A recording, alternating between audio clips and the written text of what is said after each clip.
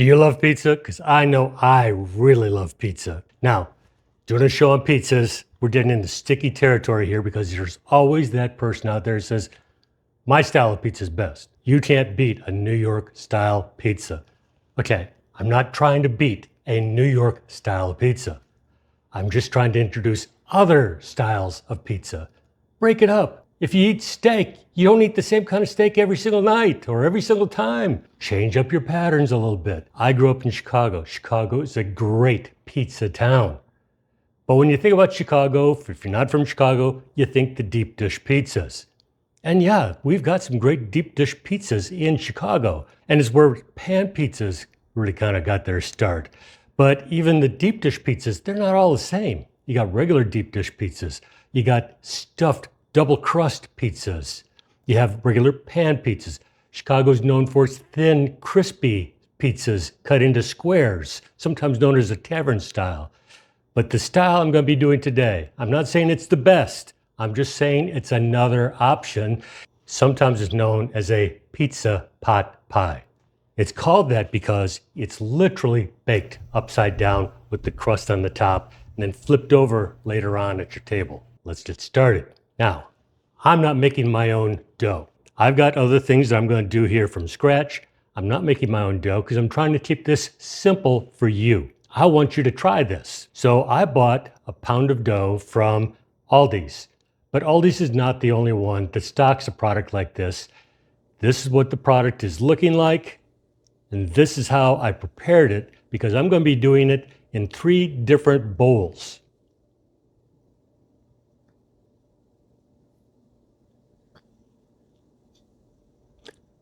So after you get it cut and divide it into your portions, you could do it into 4 equal portions. You could do it into 2, depending on the size of the bowls you're using. But then you're going to roll it out so it's nice and flat so that it'll be big enough to fit over the whole rim of the bowl. I'm going to get started by putting my Italian sausage on the skillet to start browning, and then we're going to start making the sauce. So join me over here. Now, you could just buy a pound of Italian sausage.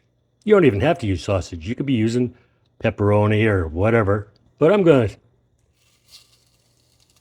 get my links in here.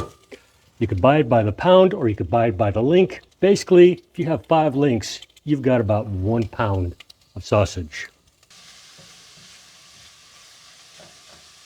I'm going to go ahead, add some salt and pepper.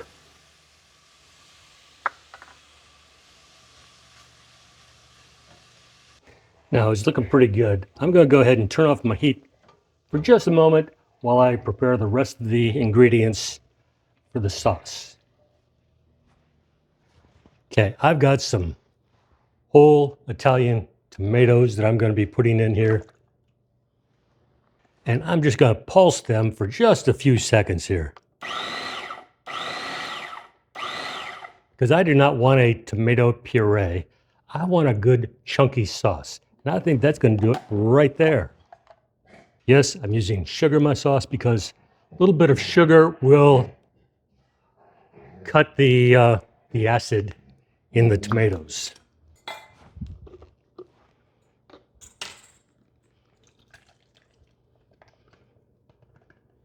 Going to add just a little bit of tomato paste because I don't want this sauce to be too thin. Got some Italian seasonings. In other words, I've got oregano, I've got some onion pep powder in here. Got my sugar.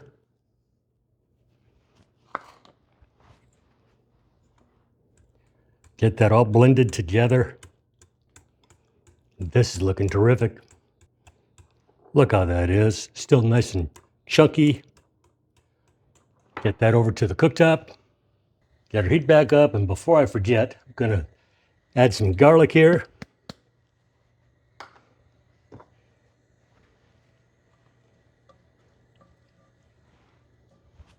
Now you'll notice everything is browning, but it's not perfectly brown yet. There's still some red in there, but I'm not too worried about it because this is all going into the oven to finish to cook. Add my sauce. Get that all blended together. Then we're going to let that simmer for just a little bit while we get the bowls ready. This will give a chance for all those flavors to start melting together. In fact, I think I can go ahead and turn the heat off right now, because like I say, it's going to finish cooking in the oven.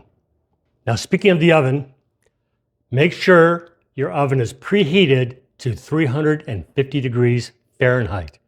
This is very important. Now, I know that you're thinking that seems awfully low for doing a pizza.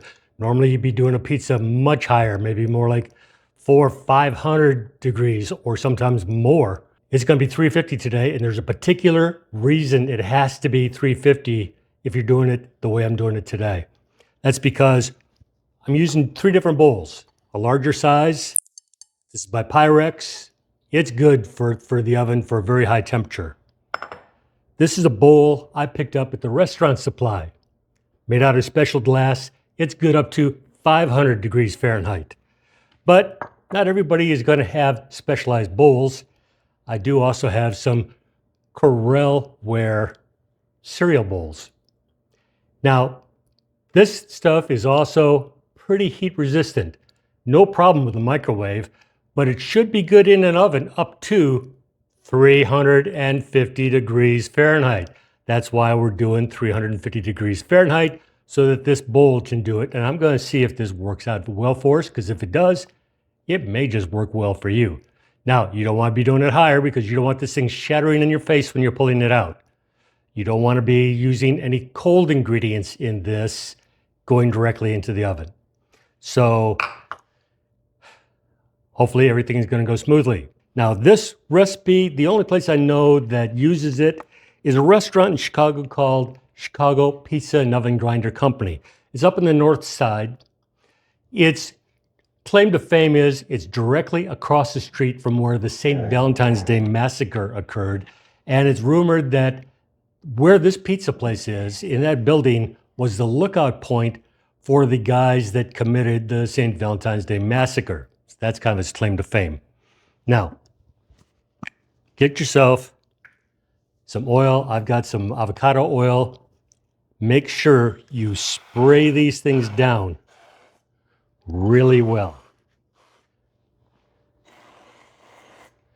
because it's got to be able to release. Make sure all the sides are done nicely.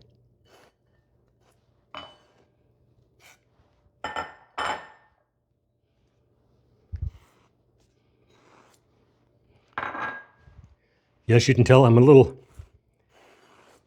anal about this because, yes, I have had problems with it in the past. Next, we'll start out with the cereal bowl. The smaller bowls, put one right in the very bottom. Then we're going to start building it up around the sides. These are going to be very cheesy.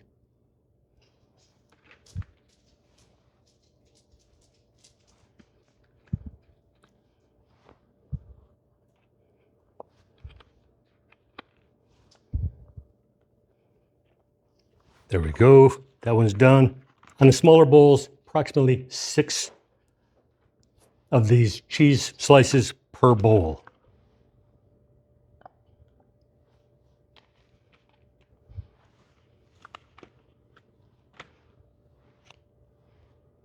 Obviously, it's going to take a little bit more for the big bowl here.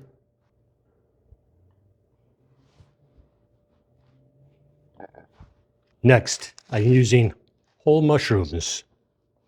The smaller bowls will get 3 to 4. I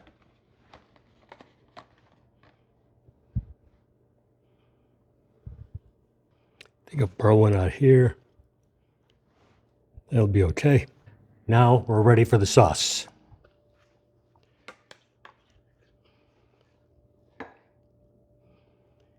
Gonna put about 1 big scoop on the smaller bowls.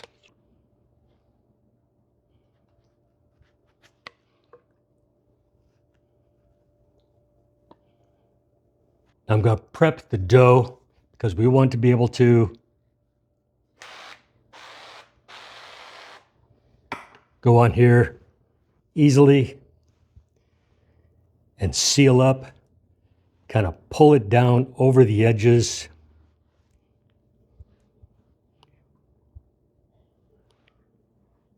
Form a lip there.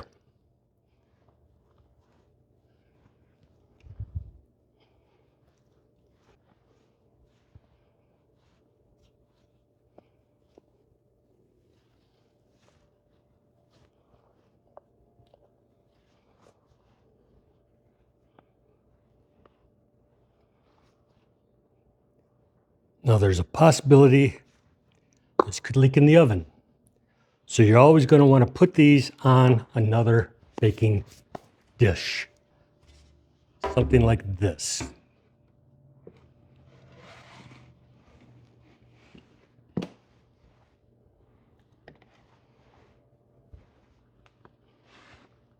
And into the oven for about the next 15 to 20 minutes.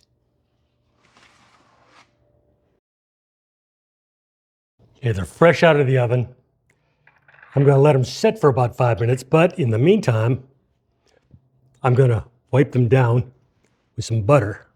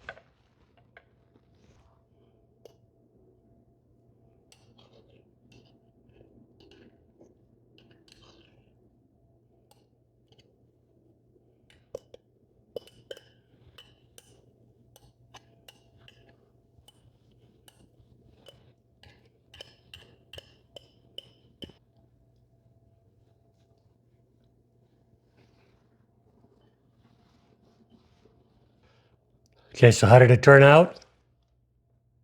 Looks pretty good. Some look better than others. This is the one that came out of the restaurant supply bowl, and I think it released just about perfect. This is the big one from the Pyrex, and it came out a little bit of a struggle. And the one from the cereal bowl, not bad. Maybe a little bit easier than the one from the big Pyrex, but it took a little bit of work because I could have used a little bit more of that's oil to spray on the edge, on the lip of that bowl. It would have released better because it was kind of getting hung up on that. So how does it taste? Well, let's cut into one of these and find out. Got a little bit of everything.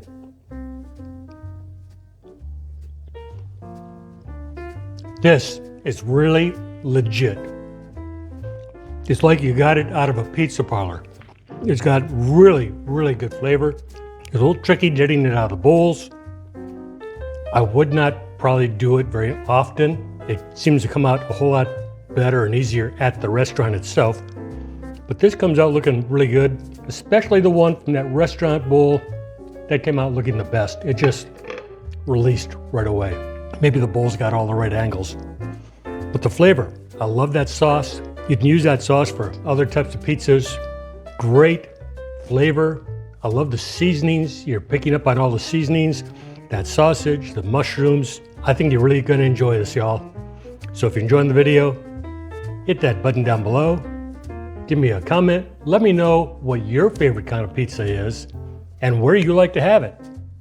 And with that said, I will catch y'all the next time. Bye-bye.